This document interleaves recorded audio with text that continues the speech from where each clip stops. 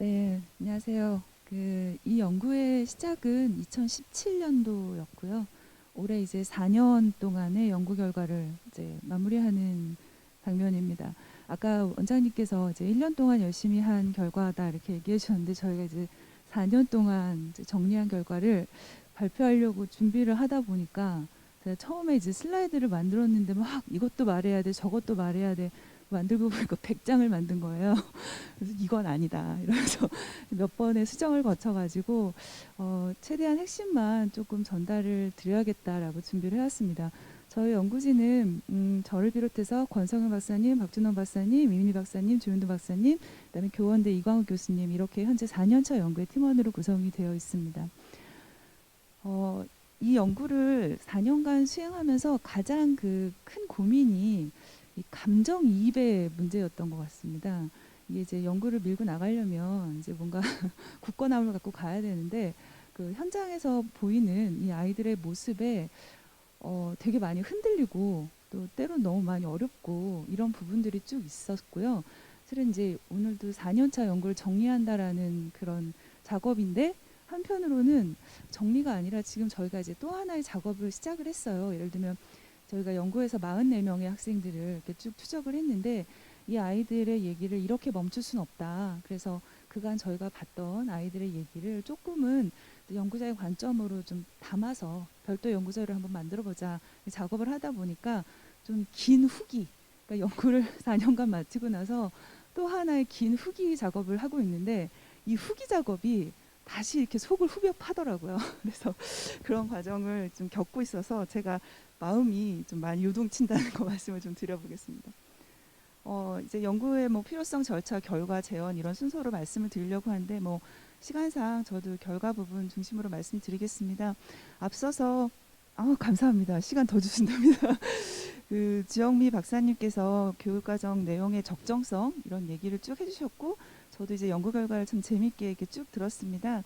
그 중에 한 꼭지가 학생들의 어떤 발달 수준에 맞는가 적정성 이 얘기를 하는데 이제 여러 교과에서 이렇게 세모 표시가 되어 있는 걸 좀 봤고요. 아마 저희가 그 부분의 얘기를 조금 더 집중적으로 하게 되지 않을까 생각이 들었습니다. 연구의 필요성은 이게 제가 슬라이드를 아까 보내드리면서 폰트를 조금 잡아달라고 말씀드렸는데 폰트가 좀 깨졌습니다. 리셋이라는 표현에 의해서 연구가 이제 시작이 됐습니다. 분명히 가르쳤지만 돌아서면 모르겠다고 하는 아이들, 한 학기 내내 열심히 지도했지만 방학이 지나고 나면은 언제 배웠냐는 듯이 초기 상태로 돌아오는 아이들, 1년 내내 공들여 지도했지만 학기 말이 지나고 나서 다시 또 새 학년이 진학하고 나서 또 들어온 아이들, 그러니까 선생님들이 이 아이들을 리셋됐다 이렇게 표현을 하셨거든요. 이 아이들의 이제 얘기를 보시면 이것도 조금 폰트가 깨져서 겹쳐 보이지만 양해 부탁드립니다. 제가 44명의 아이들이 했었던 얘기들 중에 너무 이제 좀 마음에 남고 좀 그런 글자들을 좀 가져와 봤습니다. 수학을 없애버리고 싶어요. 네. 그 제가 이제 연구 결과 중간 정도 한번 발표했었는데 44명 중에 이제 수학을 힘들어하는 친구들이 많죠. 대부분입니다. 그 아이들 너 어디서부터 힘드니? 그랬더니 애들이 딱 찝는 게 분수예요. 분수부터 포기했어요. 이런 얘기들. 그리고 아까 또 음악 이렇게 적정성 얘기해 주셨는데 저희가 만나는 이제 부진아가 리코더 연주가 지옥이라고 그러는 거예요. 그래서 이게 무슨 말인가? 그리고 들여다 보면 애들 다 하는데 자기 못하니까 더 지옥인 거예요. 이 아이한테 뭐가 과연 필요했었을까? 왜 리코더를 지옥이라고 했을까? 리코더를 잘 부는 애와 이렇게 못 부는 아이의 경험에는 무슨 차이가 있을까? 이런 것들을 막 들여다본 거예요. 근데 실은 요 얘기 하나하나가 풀기 시작하면 끝이 없어요. 제가 다 말씀드릴 수는 없지만 리코더를 부는 아이들의 경험을 보면 그냥 어렸을 때부터 해봐 라는 말이 하니까 됐어요. 그러니까 이게 뭐냐면 해봐라는 말을 하는 사람을 믿죠. 그리고 그것의 경험이 소소하게 쌓이니까 그냥 뭘 시켜도 난 된다라는 생각이 전제되어 있는 거에 반면에 이제 저희가 만났던 친구들은 그 소소한 해봐가 너무 경험이 그러니까 설마 그럴 정도로 없을까 싶을 정도로 없는 거예요. 그러니까 이게 연구를 하면서 이제 실은 1년차 연구를 하면서 얘네 왜 이러고 있어 이러면 안 돼 빨리 이거 해야 돼 막 이런 그러니까 1년을 2017년도를 그런 마음으로 막 보내다가 1년이 지나도 실은 그렇게 변화되지 않아요. 그러니까 2년차 때부터 아 이게 아닌가? 그러면서 저희도 실은 내부적으로 너무 많은 성찰과 고민과 우리가 보는 관점이 틀린 거 아니야? 막 이런 이제 연구자끼리 간에 굉장히 갈등도 많았던 그런 과정이고요. 또 어떤 아이는 이 표현도 수학은 배워도 다른 걸 배워요. 이렇게 얘기를 해요. 이게 무슨 말이냐면 자기가 이제 간신히 이제 분수 이해했는데 바로 다음 걸로 넘어가니까 허덕허덕 하는 거예요. 배웠는데 또 배워요. 배우면 끝인 줄 알았는데 또 배워요. 이제 이런 표현들. 그리고 뭐 영어에 대한 공포가 있어요. 그리고 조금 아쉽네요. 깨져가지고 애들은 다른 친구들은 너랑 같은 반에 있는 친구들은 그 수업 내용을 이해하는 거 같니? 이렇게 물었을 때 걔네들은 다 미리 배우고 온 거 아니에요? 이렇게 얘기를 하는 거예요. 그러니까 이 아이들의 경험이 뭘까? 이제 이거를 들여다 보려고 했던 게 이제 저희 연구입니다. 그래서 1년 차부터 3년 차 때까지는 계속 이걸 탐색을 했어요. 이 아이의 경험이 뭘까? 이 아이는 무슨 생각을 하고 있을까? 그다음에 이 아이한테 경험을 주기 위한 학교에서는 어떤 목적을 갖고 이걸 줄까? 이런 고민들을 하고 이제 4년 차 때는 이걸 다 아우러가지고 정책을 제언하는 형태로 갔는데 다 아시다시피 올해 조금 더 아이들을 연계해서 보고 연구를 종료했어야 되는데 코로나 때문에 많은 한계가 있었다는 거 말씀을 드립니다. 연구의 필요성을 항상 설명하라고 할 때 제가 이제 이런 말씀 드리는데 이제 헌법하고 교육기본법에 이런 문구가 있어요. 이제 또 법학자들의 해석을 보니까 참 이게 굉장히 무서운 말이더라고요. 모든 국민이 교육받을 권리를 갖는다. 이 문구가 갖고 있는 이걸 법학적으로 막 해석을 하니까 와 이거 진짜 너무 강력한 조항이라는 느낌이 들었거든요. 제가 어제도 관련 이제 논문을 읽다가 찾았는데 이제 연구의 시작은 실은 요거를 이렇게 딱 한번 바꿔본 거죠. 그래서 학습 부진 학생은 이라고 딱 넣고 했을 때 오케이 이게 나올까 이제 이런 생각이었는데 약간 이렇게 문구를 그냥 아무 생각 없이 딱 바꾸고 나서 딱 들었던 느낌이 너무 찔리는 거예요. 게다가 이제 저희가 학교에 가서 아이를 이렇게 한 번 보고 오는 게 아니라 한번 현장에 가면 뭐 짧게는 이틀, 길게는 3일을 아이들하고 같이 생활하고 같이 급식도 먹고 수업도 들고 이런 식의 이제 한 그걸 4년 동안 진행을 하면서 연구를 하다 보니까 얘네들은 지가 교육받을 권리가 있다는 걸 아나? 뭐 이런 거부터 해서 우리가 뭐부터 알려줘야 될까 이런 고민들이 있었던 그런 연구였습니다. 그래서 이제 연구의 절차는 이 연구를 항상 할 때 이제 많은 설계부터 많은 의문이 있었어요. 부진을 뭐로 할 거냐, 특히 그러니까 원래는 연구의 그 핵심 질문을 저희가 질적 연구다 보니까 학습 부진 학생은 성장하는가 이렇게 했더니 좀 비판을 받았어요. 성장은 다 하지 키도 크고 이렇게 얘기를 하셔서 그러면 어떻게 성장하는가라고 이제 핵심 질문을 수정을 해서 갖고 학습 부진은 이제 어떤 뭐 장애의 개념은 아니지만 개인의 어떤 내외적 요인에 의해서 일정한 정도에 도달하지 못하는 상황이라고 이제 학문적으로 정의를 했고 성장 같은 경우에는 성적이 올랐다를 보면 우리 연구는 결론이 없다 이렇게 생각을 했습니다. 그래서 인지, 정의, 심동적 영역 모든 약간 전인적 영역 파트에서 아이들이 교육적 성장을 하는가 어제와 달리 오늘 조금 나아졌는가의 개념인 거예요. 그러니까 그렇게 했을 때 아이들이 어제와 달리 오늘 조금 나아지는 그 시점이 언제고 거기 그렇게 만들었던 계기가 뭔가 이제 그거를 찾는 거. 그러니까 어떻게 생각하면 굉장히 미시적인 접근이었습니다. 근데 이제 아이들의 삶 속에서 이걸 한번 찾아보자. 이게 이제 저희 연구였고요. 연구의 모형은 이제 좀 큰 틀을 잡았죠. 그래서 생태학적 모형 차원에서 아이들의 개인 특성, 그다음에 그 아이들의 특성을 둘러싸고 있는 수업 상황, 그리고 미시적 학교 환경, 가정 환경, 거시적 시간 요인 이렇게 다 해서 연구를 진행을 하고자 했습니다. 근데 다만 이제 아무래도 아이들을 만날 수 있는 공간이 학교에 국한되다 보니까 아이들의 뭐 가정까지 따라갈 수는 없었고요. 그래서 나오는 얘기들이 많이 이제 미시적 환경에 좀 해서 얘기가 나왔다는 거 말씀을 드리고요.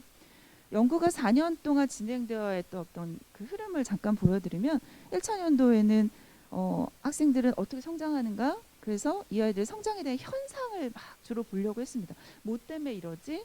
그 2년 차에 딱 올라갔을 때 성장에 영향을 미치는 요소가 뭐지? 아이의 개인적인 인지적인 행동적 특성 아니면 이 수업 상황에 결정적인 뭐가 있지 않을까? 학교 환경, 가정 환경 이렇게 보고 실은 3차 연대 딱 갔을 때 새로운 핵심 질문이 떠올랐어요. 왜냐하면 아이들이 학교에서 보내는 시간이 굉장히 많은데 그런 상황 속에 우리는 이 아이한테 교육적 성장을 위한 솔루션을 줄 수 있는가? 그러니까 이걸 보려니까 조금 더 교과로 깊이 들어가야 되는 게 있었습니다. 그래서 3차년도부터는 학습부진 학생의 성장에 대한 교과별, 그다음에 또 요 시기에 학교급이 전환되는 친구들이 있었어요. 저희가 연구 대상이 초3, 초6, 초3, 초 중1이었고요. 이제 초등학교 5학년인 아이들이 이제 중학교로 넘어가는 이런 시점인데 전환기 아이들이 굉장히 재밌는 게 저희가 2020년도에 또 이제 고등학교 1학년이 올해 고등학교 1학년 된 친구들이 있는데 아이들이 그 환경이 주는 마법이라는 게 참 무서운 게 아이들이 학교급이 딱 바뀌면 그 새 삶을 살아야겠다라는 의지를 보여요. 근데 그런 의지가 딱 나오는 순간이 실은 길지 않고 그래도 잠깐 반짝하는 순간이 있거든요. 근데 그 순간에 우리는 걔를 확 잡아줄 수 있는가? 이런 질문들도 좀 저희 연구에서 탐색을 하려고 했습니다. 그리고 이제 마지막으로 정리한 건 어떠한 계기로 언제 성장했는가, 그리고 성장 시점과 그 결정적 영향 요인. 아마 이제 결론을 딱 보면 그렇지 이렇게 생각하시는 부분들이 있을 거예요. 근데 저희도 조금 더 나아가 설명을 하려고 하고요. 연구 참여자들 전체는 44명이고 이제 뭐 저희가 학교에다가 요청을 해서 테스트를 한 결과에 어떤 미달이 도달했다거나 교사의 판단에 의해서 여러 가지 변인을 합쳐가지고 이제 이 학생이 학습 부진에 해당됩니다. 이렇게 만든 아이들이 총 55명에서 시작을 했어요. 근데 전학가고 또 정말 안타까운 한 친구는 뭐 좀 이제 많이 또 힘들어서 뭐 강제 전학을 당한 친구도 있었고, 그리고 뭐 중도 포기, 저는 못하겠습니다 이렇게 하는 친구도 있었고, 그래서 동의를 하지 않아가지고 누락되고 총 44명의 아이들을 데리고 연구를 진행을 했다는 거 말씀을 드리고요. 이 연구가 실은 너무나 많은 품을 팔아야 되는 거라서 제가 이제 팀원을 하셨던 우리 박사님들한테 참 많이 죄송했는데, 이게 1년에 한 4차례씩의 이제 본조사가 실시가 되고, 그 본조사를 아이들별로 교실에 들어가면 그 아이만을 계속 관찰하고 그 아이와 면담하고 그 아이 주변인들과 계속 면담을 해서 한 아이한테 수집된 자료가 진짜 너무 방대하거든요. 그러니까 요거가 이제 다 누적되기까지 어떤 흐름을 이렇게 좀 보여드리는 거고요. 그다음에 이렇게 본조사를 실시하고 나서 마지막에 성장 기록을 어떻게 누적을 했고 그 안에서 개별 성장 스토리를 다 작성을 했고, 그리고 어떤 것들이 맥락 분석을 통해서 주제로 발견되었는가, 요런 이제 나름 저희가 평가원에서 실은 이렇게 장기간의 질적 종단 연구죠. 이게 좀 제가 알기로는 이제 첫 시도로 알고 있는데 이런 과정들을 이제 연구 베이스에 맞게 이제 호흡을 맞춰가면서 하려고 노력을 했습니다. 물론 몇 가지 아쉬운 점은 있지만 연구 결과를 이제 몇 가지로 말씀을 드리면 이게 실은 저희가 이제 정리한 표예요. 44명의 아이들을 여기 보면은 이거를 도대체 44명의 스토리를 보면 실은 스토리가 제각기거든요. 그러니까 다 케이스 바이 케이스예요. 근데 이걸 어떻게든 유형화를 하고 묶어서 얘기를 해보는 게 중요할 것 같아서 저희가 뽑아낸 학습부진 원인 9가지입니다. 근데 이 9가지는 그러니까 저희가 딱 만났을 때 발견된 초기 원인이에요. 얘는 이것 때문에 학습부진이 됐구나. 근데 이 원인이 이렇게 9가지 나열했지만 저 44명의 아이들 중에 어떤 아이는 1개에 걸리고 많이 걸린 아이는 4개에 걸립니다. 그러니까 이제 복합적으로 걸리는 아이들은 진짜 저희가 굉장히 이제 힘들어진 그런 장면들을 좀 봤고, 4년의 결과를 쭉 봤을 때 진짜 잠깐 변했다가 이렇게 잠깐 바짝했다가 다시 도루묵되는 아이들 한 8명. 그다음에 그냥 이게 좀 되게 마음 아픈 친구들인데 변화가 없어요. 그게 9명이 있어요. 그리고 저희가 성장했다. 그래도 꾸준하게 성장했다. 근데 느리지만 꾸준히 성장은 하긴 했는데 약간 그런 게 있어요. 너무 더디고 막 이런 부분들 이렇게 표시를 해갖고 이렇게 유형을 만든 거예요. 근데 이제 제가 여기서 솔직히 이제 말씀을 드리자면 아마 대부분 아이들 학습부진 학생들이 어떻게 성장했나요? 이렇게 했을 때 그래서 걔가 지금 부진이 아니에요? 이렇게 물으면 몇 명일 것 같으세요? 부부장님 몇 명일 것 같으세요? 44명 중에 얘가 제 진도를 따라가는 거예요. 4년이 지난 지금 제 진도를 따라가는 아이는 몇 명일까? 이거 제가 이제 선생님들한테도 막 이렇게 물었더니 선생님들이 뭐 5명이요? 혹은 어떤 선생님 10명이요? 이렇게 얘기를 하시더라고요. 제가 이렇게 아이들을 체크하면서 얘는 그래 제 진도 따라가. 그러니까 약간 직관적으로 이렇게 본 거죠. 6명이에요. 그러면 38명은 뭐냐? 38명은 성장은 했어요. 걔가 분수를 몰랐는데 알았어요. 언제? 중2 때. 그리고 파닉스가 중학교 1학년 때 안 됐는데 중3 때 이제 단어 읽을 수 있대. 걔 성장했죠. 성장했다고 말해야 되거든요. 우리 연구의 성장의 개념에 의하면. 근데 걔가 제 진도를 따라가느냐? 아니, 그거는 말을 못 하겠는 거예요. 제가 이제 연구를 하면서 제일 힘든 부분이 이거였던 것 같습니다. 성장은 했는데 우리는 그 성장을 인정하는가? 이제 이게 굉장히 마음의 불편함으로 남아있는 요소. 이거를 해결하려면 어떻게 해야 되지? 너무 본질에 건드려야 되는 거예요. 그래서 저희가 이제 정책을 쓰면서 참 많은 고민들을 했었던 그런 기억이 납니다. 그러니까 제가 이제 표면적으로 우리가 성장이라는 우리의 연구의 개념의 베이스로 따지면 꾸준히 변해갔습니다.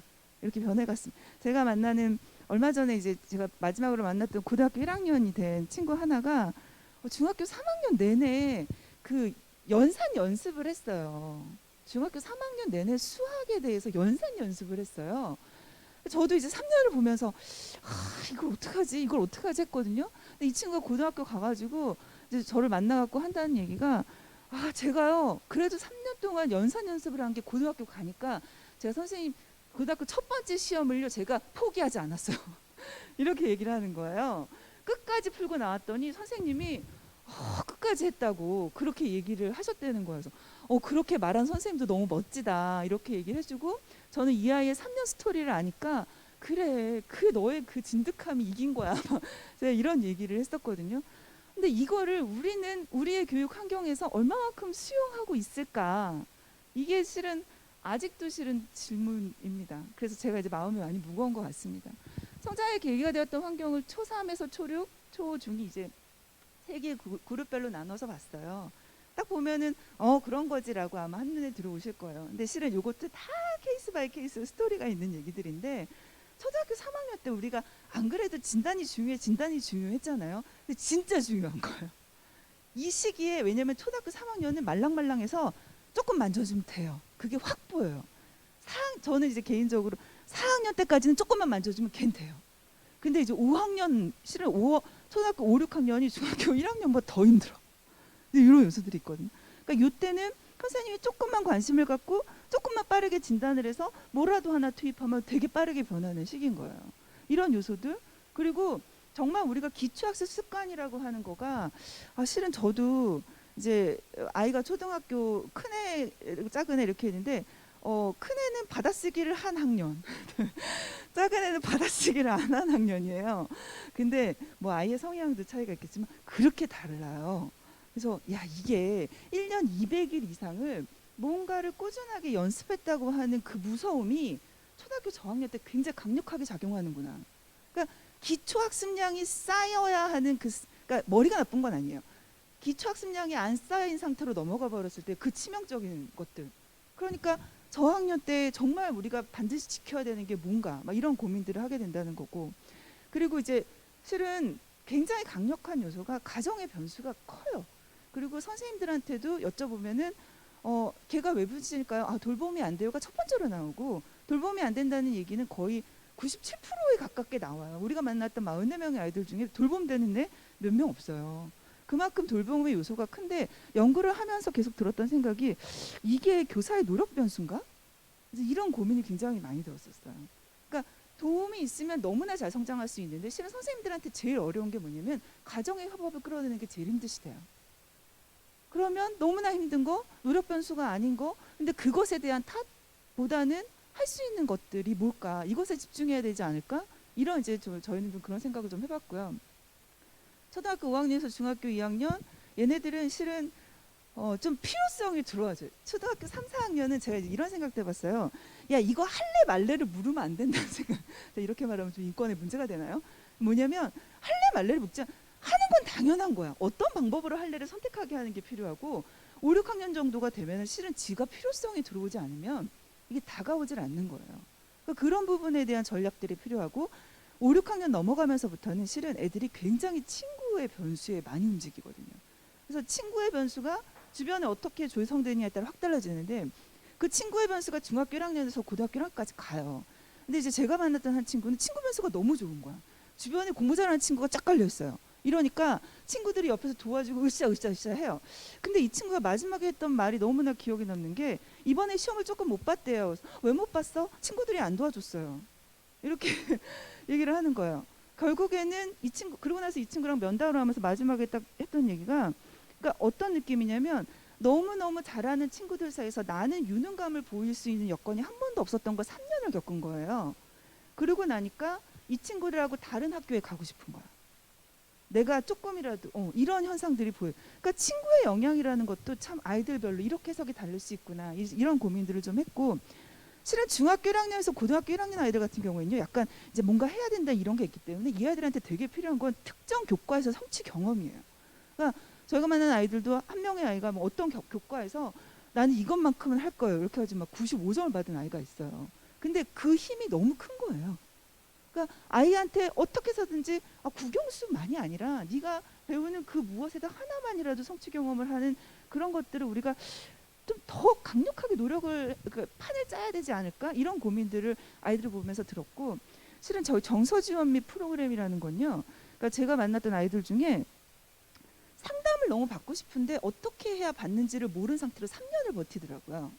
그러니까 우울감이 있는데, 그러니까 이 친구는 학교 미클래스가 있어도 못하는 거예요. 그렇게 내가 손들고 말할 수 없다고 생각하더라고요.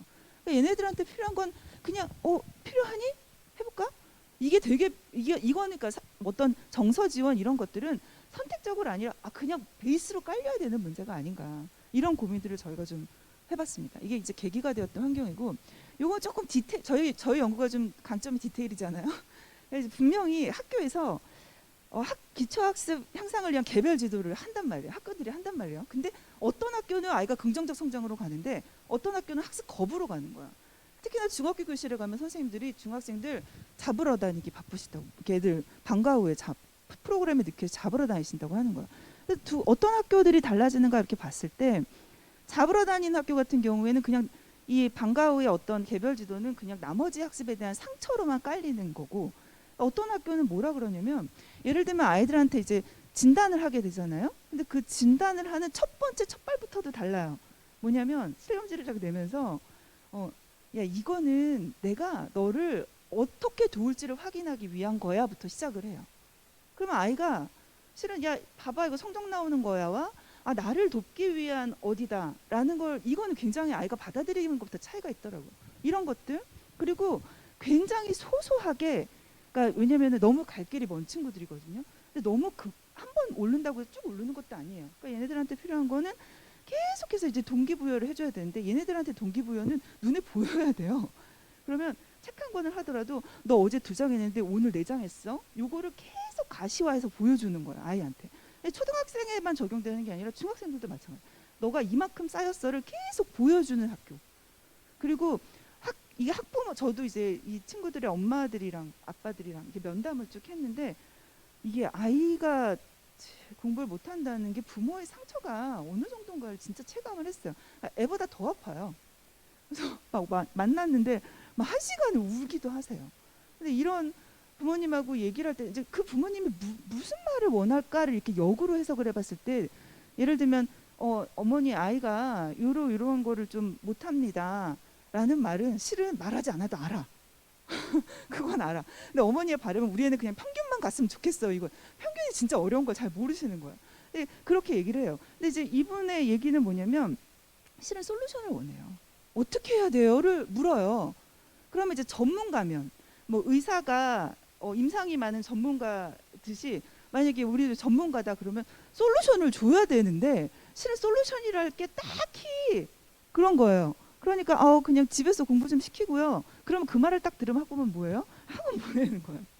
이렇게 되는 거예요. 근데 이제 여기 잘 가는 학교들 뭐라고 얘기하시냐면 선생님들이, 어머니 저희가요 학교에서요 이걸 해볼 거예요.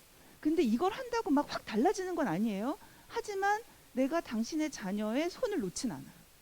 이렇게 말을 하세요. 그러면 그러니까 내가 손을 놓지 않을 거니까 어머니도 놓지 마세요 라는 뉘앙스를 주는 거예요. 그러니까 이렇게 하니까 협업이 되고 동의 그냥 나오는 거예요. 그러니까 이게 실은 굉장히 디테일한 거죠. 학교가 겉으로는 우리 학교 개별지도 합니다. 개별지도 안 하는 학교가 어디 있어요. 다 합니다. 근데 그 안에서의 디테일의 차이들, 그러면 우리는 무엇을 봐야 할 것인가? 이게 좀 저희 연구의 고민이었고, 가정에서의 학습 지도와 관리가 중요하다고 하는데 이것도 딱 두 가지로 나뉘어요. 자녀에 대한 정보가 진짜 부족해. 그래가지고 초등학교에서 중학교 딱 올라오니까 우리 애는 초등학교 때 잘했으니까 중학교 때 다 잘할 거라는 그런 기대가 이제 부모님들한테 있고, 그리고 가정에서 학습 지도는 그냥 학원과 학습지에만 의존한다라는 게 전제로 깔리는 거고. 근데 그렇지 않은 부모님들하고 면담을 하다 보면요, 그러니까 이게 저희가 실은 올 초에 꾸꾸 사이트가 한번 이렇게 마비가 됐던 적이 있었죠. 그게 이제 학부모님들이 이 코로나 사태에 학습지를 찾으셨던 거예요. 그래서 저희 자료 와서 막 다운로드 받으려고. 근데 뭐냐면 꾸준하게 그 무엇이든 날마다 하루 20분, 하루 30분 이걸 하고 나면 너가 원하는 게임을 맘껏 하게 해줄게. 이런 조건들이 들어가요. 가정 안에서. 그러니까 그게 반복적으로 들어가는 거. 그리고 보상도 충분하게 주는 거. 그리고 아이한테 계속해서 이제 가치가 괜찮아요. 너는 어제보다 오늘. 근데 실은 저런 가치 지향을 부모가 갖기란 굉장히 어려워요. 근데 굉장히 이렇게 눈에 띄게 가시화되게 성장된 아이들을 보면은 저런 스토리들이 나온다는 거죠. 그럼 우리가 좀 실은 학부모 교육을 할 때도, 교육 자료를 만들 때도 어떤 포커스로 어떤 디테일을 강조할 것인가, 이제 이런 것들을 저희 연구에서 좀 고민을 했다는 거 말씀드립니다. 이제 학습 부진을 벗어난 아이들의 공통 환경 요인인데 이 5가지는요, 실은 저희가 이제 봤을 때 진짜 와, 가시화된 친구, 야 얘는 이렇게 딱 극복했구나라는 친구는 이 5가지가 다 들어가 있어요. 5가지 요소가 걔 환경에 싹 들어가 있는 거예요. 걔네들은 되게 가시화돼 빠른 성장을 하는 거예요. 그러니까 빠르게 파악하고 꾸준한 연습을 깔고 보상도 충분히 주고, 그다음에 이게 실은 아이들 4번째가 제일 중요하죠. 왜냐하면 아까 리코더 때 말씀드렸던 것처럼 내가 소소하지만 해봤더니 됐더라. 이게 그냥 계속 쌓여야 되는데 그게 쌓이지 않을 경우에 넘어가지 못하는 거. 근데 제가 요거를 이렇게 분석을 해가지고 현장 선생님들하고 협의를 했더니 선생님들이 딱 이런 얘기 하셨어요. 1, 2, 3, 4, 5 다 중요한데요. 실은 5번이 안 되더라도요. 1, 2, 3, 4번이 제대로 굴러가면 괜찮아요. 이렇게 얘기를 하시는 거예요. 제가 한 얘기가 아니라 선생님들의 얘기였어요. 그때 이제 딱 느꼈던 게, 야, 1, 2, 3, 4번이 돌아갈 수 있게 도와드려야 되겠구나. 이제 저희 연구에서 선생님들하고 얘기를 통하면서 이런 생각들을 좀 해봤고요. 또 반면에 진짜 안 변하는 친구들 있죠. 그러니까 일시적 혹은 변화가 없었던 아이들 보면 이게 아까도 이제 뭐 주현미 박사님이 교육과정 적정성 얘기해 주셨는데 이게 참 너무 아팠어요. 그러니까 해당 학년 진도를 도저히 따라갈 수 없어요. 이 아이의 속도, 또 때로는 이제 아까 인지적인 문제도 조금 있습니다. 근데 그런 거에 의해서 제 진도를 따라갈 수 없어요. 그러니까 중학교 2학년한테 48 나누기 6 했더니 그런 거 묻지 마세요. 막 이렇게 하는 거예요. 근데 그 친구가 중학교 3학년이 됐을 때 제가 이제 좀 그런 거 셈을 해요. 막 이런 친구한테 너 지금 함수 해야 되고 막 이렇게 할 수는 없는 문제. 그렇다고 예전에 누가 그러더라고요. 내가 지금 수학을 못한다고 5년 후에도 못하리? 근데 우리는 이제 5년 후에도 못한다는 전제로 간다. 뭐 이런 얘기도 하는데, 그러니까 그런 상대적 좌절을 우리는 어떻게 도와줘야 하는가에 대한 그런 부분이었고요. 그리고 실은 되게 재밌는 게 애들이 국어는 자신 있대요. 국어를 그게 자신 있대요. 근데 그렇다고 성적 잘 나오냐? 그건 아니에요. 국어는 자신 있대. 근데 얘네들이 학습 부진 학생들 중에서도요, 책을 읽는 애들과 책을 읽지 않은 애들이 확 갈려요. 그러니까 그나마 부진이지만 그 있죠, 막 이렇게 판타지 소설이라도 막 계속 읽었던 애들은 오히려 학년이 올라가면 글쓰기가 좀 되는 모습이 막 보여요. 얘네들이 뭐냐면 어휘가 쌓여가는 거예요, 어떤 형태로든. 근데 이제 어떤 아이는 중학교 3학년인데 밤하늘의 광명이 무엇이냐, 광명이 뭐냐는 거예요. 사전 찾아라. 찾았니? 못 찾겠대. 왜? 그랬더니 광명이 너무 많대. 그 중에 무슨 광명인지 모르겠다고 그러는 거예요. 그렇구나. 그러면서 이제 고민했던 게 우리의 어휘 학습은 어떻게 되는 것인가. 막 이제 저희 국어과 교사님한테 어휘는 어떻게 가르치나요? 막 이랬더니 실은 어휘는 노출이죠. 그러니까 책 읽어. 근데 책 읽어가 가장 최고의 전략인데 우리 아이들 읽지 않아요. 그러면 이제 읽게끔 하는 굉장히 작은 단위의 전략들이 필요한데 우리가 그게 부족하다. 이런 생각들을 좀 했고, 진짜 변화가 없었던 것 중에 되게 문제가 됐던 게 경계선 지능 의심이었습니다. 지금 뭐 여러 가지 여러 시도교육청에서도 요거에 대한 대책을 전략을 마련을 하고 있는데 실은 일상생활에 문제는 없어요. 말귀를 잘 못 알아듣진 않아요. 근데 굉장히 더디고 이 친구한테는 다른 친구들이 2번 설명해서 알아들을 거 한 10번은 해줘야 되고요. 다른 친구들 5번 연습해서 습득할 거 얘네들 한 15번 연습을 해야 되는 그런 친구들인 거예요.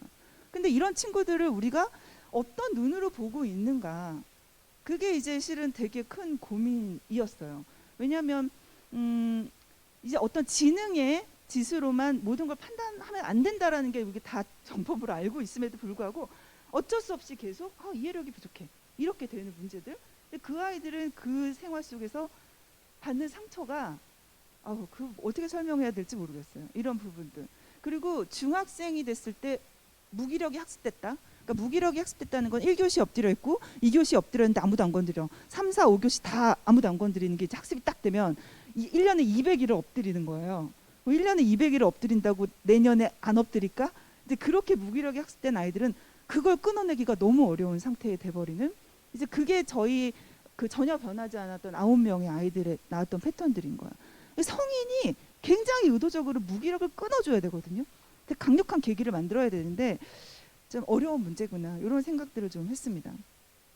이제 저희가 실은 아까도 3년차 때부터 교과별 이슈를 조금 가지고 세부적으로 봤다고 말씀드리는데, 국어과에서 학습 부진 학생의 성장을 쭉 보면서 국어과에서 나왔던 이슈들이에요.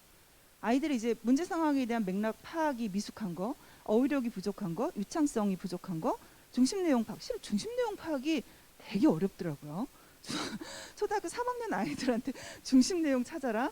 이거 되게 어려운 문제인 거야. 무슨 뭐 탑의 종류가 막 여러 가지가 있는데 이제 그 중에서 중심 문장을 찾아라 그러면 애들은 탑이 무슨 탑 무슨 탑 무슨 탑 그게 중심이라고 생각하지 탑의 종류에는 여러 가지가 있다라고 생각하지 못한 현상들이 있어요. 아이들의 이제 이해상 뭐 이런 부분들. 그다음에 올해 또 많이 나왔던 게 아이들이 실은 되게 심한 발표 불안이 있습니다. 이렇게 앞에 나서는 것 자체가 굉장히 주눅들 수밖에 없는 상황인 거죠. 이런 것들. 그러니까 대화의 능력이 비슷하고 스킬이 안 되니까 사회성까지 문제가 생기는 이런 현상들이 있었는데, 실은 뭐 요거는 이제 저희가 연도별로 이제 발표 같은 경우에는 정규반에선 발표를 안 해요. 근데 기초반에서는 막 해요. 그러니까 자기의 환경이 어떻게 주어지느냐에 따라 아이들은 말을 하고 안 하고가 갈리는 이런 모습들도 있었고요.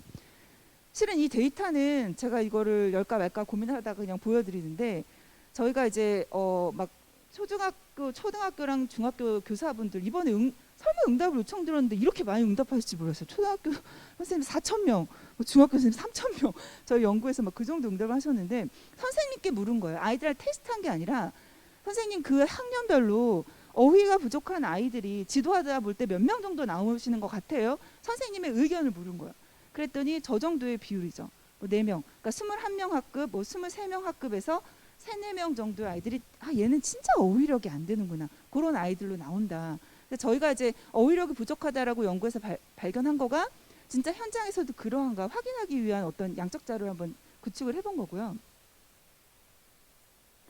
수학 같은 경우에는 연산이 제일 크죠. 연산 능력의 문제.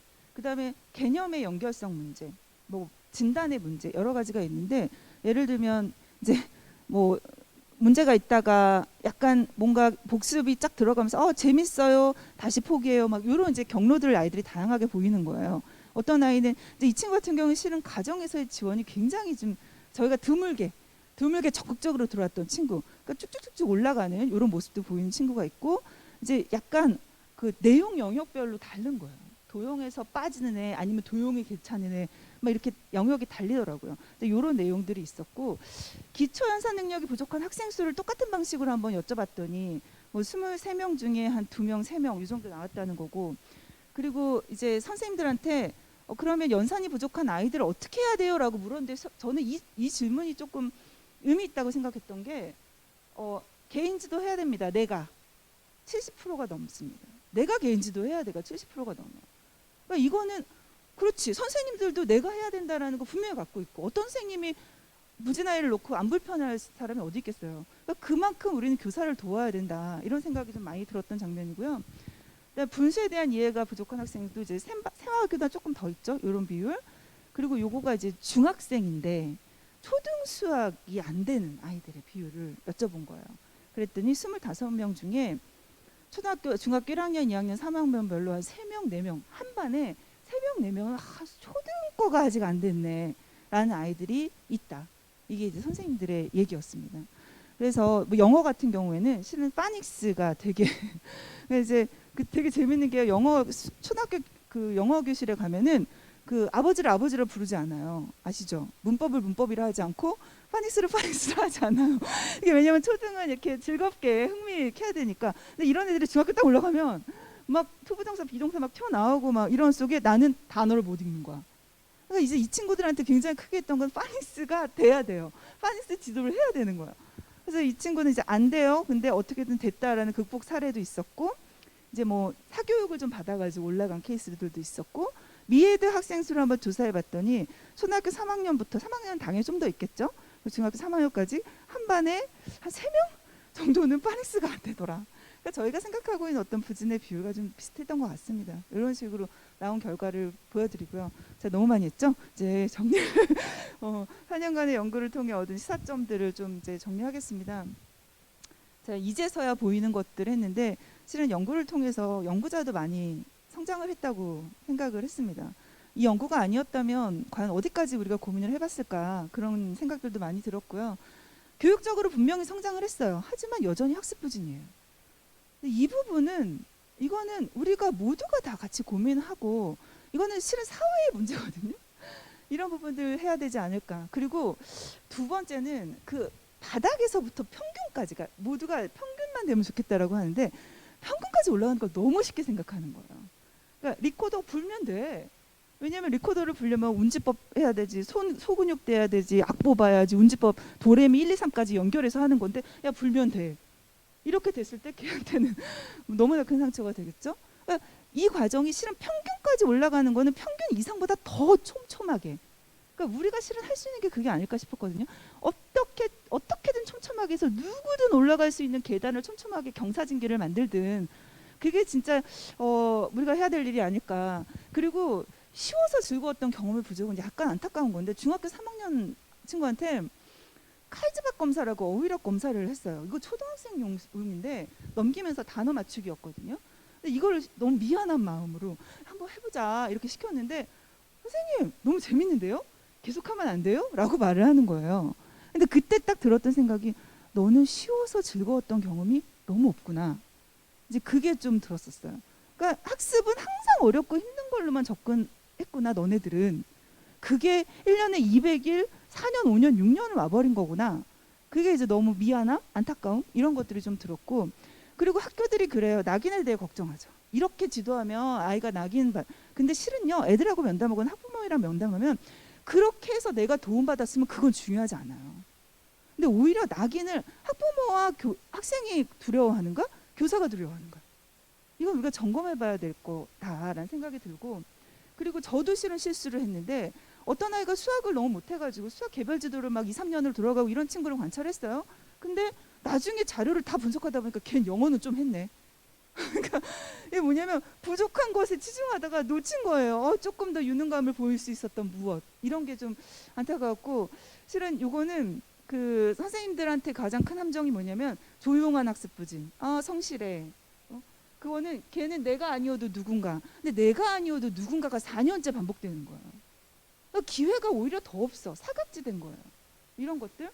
한 친구는 끊임없이 질문해요. 수준에 맞지 않는 질문이나 끊임없이 질문하고 끊임없이 얘기해요. 근데 걔를 보면서 느끼는 거는 얘는 시간만 충분하면 나아갈 아이야. 근데 우리는 시간을 줄 수가 없어. 그래서 제가 쓴 게 시간은 배려의 문제다. 이것도 고민을 심각하게 해봐야 되지 않냐 이런 걸 했었고 초등학교 4학년 때까지의 요즘에 지금 시도교육청과 교육부 다 초등학교 저학년 집중 지원에 굉장히 많이 포커스를 두고 있거든요. 굉장히 효과 있을 거예요. 이 왜냐면 초등학교 4학년 교실까지 저는 이제 개인적으로 교사 뭐 호주과 뉴질랜드의 교사 4명씩 막 는다는데 막 그렇게 해서 기초학습 막 단단히 잡아주면 얘네들이 학습 초기에 유능감 느낄 거고 막 이런 상상들까지 해봤거든요. 그러니까 적어도 학습에 대한 첫 번째 경험이 상처가 되지 않도록 하는 거. 왜냐면 이른 시기의 학습 상처가 초등학교 4학년 때 학습 불안이 중3까지 가요. 그러니까 그 발표 불안이. 그리고 초등학교 3학 1, 2학년 때 나머지 학습을 했던 그 기억이 그냥 계속 아마 거기다 던지는 걸 수도 있죠. 저는 그때 상처받았고 지금도 못하는 거예요. 이렇게 합리화시킬 수도 있지만 이런 얘기들을 아이들이 하더라는 거예요. 성장을 위한 조건은 뭐 여러 번 나왔지만 빠른 진단, 초등학교 저학년일수록 빠른 진단. 진짜 우리가 진단도 다양화할 필요도 있고 어떻게 하면 선생님들이 잘 진단할 수 있게 도와줘야 되는가, 이걸 우리의 숙제로 해야 되지 않을까 싶고, 교사의 개별 지도는요, 아이들은 인지적 기억과 감정적 기억 중에 감정 기억이 훨씬 세거든요. 그러니까 이런 부분에 대한 전략, 그다음에 숙달될 수 있을 때까지 배웠는데 또 배워요, 숨가빠가 아니라 네가 배운 걸 충분히 연습할 수 있는 거, 작은 성공 경험들. 그다음에 기본적으로 이게 되게 아이러니했는데, 알겠니? 그러면 저는 설명해주면 알아요 그러는 거예요. 설명해주면 안 돼. 설명해주면 아는 걸 2, 3년을 하잖아요. 그럼 뭐냐면 시험 상황에선 못해요. 그러니까 이게 설명을 해주면 알아요는 지학습은 아닌 거예요. 근데 왜냐면 친절하게 해주기 위해서 계속 설명하고 걔가 쓸 수 있는 힘을 만들어주지 못한 거예요. 그러니까 아이가 학습에 대한 계획을 짜거나 뭐라 이런 걸 전혀 해본 적이 없는 거죠. 그래서 이 아이들한테는 스스로 어떻게 관리하고 계획표를 어떻게 짜고 어떤 식으로 스케줄을 짜는가를 알려줘야 되는 거, 라인 바이 라인. 저는 실은 그게 중학교 1학년 때 모두에게 들어가야 된다, 그런 이제 생각들을 좀 해봤고, 수업이 진짜 짜릿한 수업이 있었거든요. 이야 진짜 대단하다 전 선생님. 근데 그 구조화된 수업 속에서 학습 몰입을 딱 경험한 아이들의 변화는 진짜 드라마틱한 거예요. 그러니까 이런 모습들. 그리고 저희가 만났던 44명의 아이들을 저희가 1년에 2번씩 분노 불안 지수를 체크를 했어요. 근데 그게 5점 리커트거든요. 학교에서 불안하냐? 라고 물을 때 매번 4, 5번에 체크한다는 거, 이건 극도의 불안이에요. 근데 100점 만점으로 환산했을 때 저희가 만나는 애들이 대부분 80점, 90점 분노 불안 지수가. 이 아이들의 분노 불안 지수가 어떻게 생겼을까? 다 보이죠, 스토리는.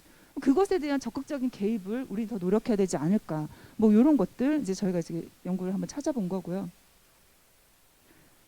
이건 할까 말까 하다가 연구자의 성찰도 있었습니다. 그래서 이제 이건 아까 제가 얘기했던 것처럼 해가 거듭해감에 따라 저희도 성장했고, 실은 선생님들께도 이런 성장을 한번 같이 해봤으면 좋겠다, 뭐 이런 생각도 하면서, 연구가 없었으면 생각을 깨지 못했을 것 같은 그런 반성도 있고, 이제 이런 부분들이라는 거 말씀을 드리고 싶고요. 요거는 이제 발표가 딱딱할까봐 재밌으라고 준비한 건데, 이제 코로나 바로 직전에 본 영화예요. 2019년 12월 26일 코로나 마지막 영화. 근데 이 영화를 제가 이제 보다가 깜짝 놀란 장면이 있었어요. 이제 세종대왕이 한글을 만들겠다고 그랬더니 대신들이 전하 태생이 천한 것은 믿을 것이 못 됩니다. 그게 천성입니다 이러는 거예요. 그래서 저런 나쁜 것들 막 이렇게 영화 욕하면서 봤잖아요. 근데 그 다음에 이제 세종대왕이 말이 딱 이래요. 천성이라고? 그렇다면 대신들이 가르쳐 교화시켜야 하지 않소? 가르치고 도와줄 생각은 하지 않고 그 위에서 군림하려고 벼슬하는 것이요. 아주 그냥 속 시원하게 사이다를 날리죠. 근데 이 말을요 갑자기 이렇게 순간 딱 바뀌는 게 뭐냐면, 가르치고 천성이라고 라고 하는 부분을 가정 탓이라고 막 이렇게 들리는 거예요. 그래서 잠깐만 이게 뭐지 막 이러면서 이제 정리를 했을 때, 가르치고 도와주냐라고 반문하면 가르치고 도와주는 일은 하죠. 근데 그 일의 대상이 이 지도서인지 아이인지의 문제와, 근데 지도서를 갖고 이제 접근하면 걔는 중학교 3학년인데 구구단 하면 끝나는 거거든요. 뭐 이런 문제. 그리고 실은 그 아이가요, 저희가 아이의 마음을 여는데 최소 한 반 학기가 걸린 것 같아요. 한 3-4번은 만나야 아이가 이제 말을 하기 시작하거든요. 근데 그 우리가 하려고 하는 그 일에 대해서 걔는 무슨 생각을 하고 있는가, 이제 이런 반문.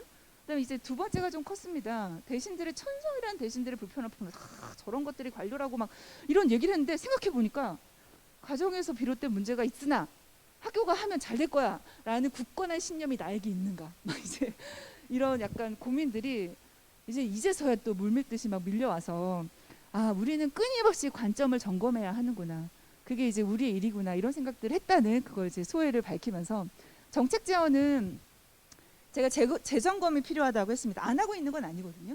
재점검이 필요한 6가지 영역을 한번 이렇게 쫙 정리를 했고, 제가 이렇게 빨간 걸로 표시를 한 거는 조금 더 학교가 할 수 있게끔 하는 부분들. 그러니까 첫 번째는 아이들한테 제일 필요한 거는요, 그냥 손길이에요, 손길. 제가 이런 용어를 이제 질적 연구니까 마음껏 썼습니다. 손길. 그러니까 누구든지 손길이 닿아야 되는 문제. 그리고 도저히 따라갈 수 없는 학습 내용은 너무 큰 상처인 거예요. 숨가쁜 거예요. 그 느려도 제대로만 배우면 잘 성장할 수, 제대로만 배운다라는 것의 전제는요, 교원의 전문성이 깔려요. 그러니까 교원의 전문성이 어떻게 나오냐면, 야 잘 가르쳐라가 아니라 내 앞에 걔를 앉혀놓고 적어도 한 학기 이상 걔의 학습 과정을 쫙 들여다보면 딱 나와요, 솔루션이. 그게 깔리지 않으면 우리는 교원 전문성이라고 얘기할 수 없구나, 이 아이들에 대한. 그 다음에 손길을 주려고 하는데 막 허덕허덕해. 저도 집에 가면요, 제가 마음이 여유로워 애를 하나라도 더 보죠. 근데 이제 뭔가 해치워야 되는 일들이 되면 그게 안 되는 거예요. 그러면 선생님들이 아이들에게 손길을 주기에 편리하게끔 하는 전략, 이 네 가지가 핵심이 아닐까라고 저희가 좀 정리를 했고요. 누구의 손길이어야인가 하는 문제. 첫 번째, 선생님들한테 질문했어요. 선생님, 애들한테 개별 맞춤형 지도하려면 어떻게 해야 돼요? 그랬더니 91.6%, 중학교 교사 86.2%가 지워주세요, 이렇게 얘기를 하는 거예요. 그 다음에 근데 실은 학급당 학생 수가 감축된다고 그렇게 해결되는 문제는 아니죠. 왜냐면 시도교 뭐 지역 어디로 가면은 소규모 학급 12명 있다고 부진 없는 건 아니거든요. 그렇기 때문에 당연히 추가 인력을 배치해야 되는데, 추가 인력도 교사가 선택해서 활용할 수 있는 인력 구조가 돼야 된다. 이제 이런 제안들을 좀 했고요. 그 다음에 이제 어떻게든 기준과 학습 내용의 세분화 전략이 나가야 된다. 이런 부분 저보고 이제 빨리 끝내라고 좀 신호 주셔가지고 제가 막 넘깁니다. 그리고 역량 강화 연수의 실효성 제고인데, 실은 연수에 대한 시사점을 되게 많이 하는데 현장에서 들은 얘기예요. 그냥 맨날 1차시 15차시 이런 거 말고 그냥 딱 내가 3월에 들을 연수 5시간 3시간 혹은 몇 분짜리 이런 것들을 좀 많이 주면 너무 도움이 될 것 같다. 그래서 우리가 좀 연수 패턴을 이렇게 좀 고려해야 되지 않을까. 그 다음에 손길을 주기에 편리하려고 하면 많은 도구들, 그 다음에 도구의 활용, 혹은 정말 교사가 할 수 있게끔 하는 교사학습 지원 플랫폼, 그러니까 학생 플랫폼이 아니라 교사의 교사학습을 지원하는 플랫폼, 이런 것들이 만들어져야 된다. 이렇게 이제 얘기를 하면서 장시간 얘기했습니다. 마치겠습니다. 네.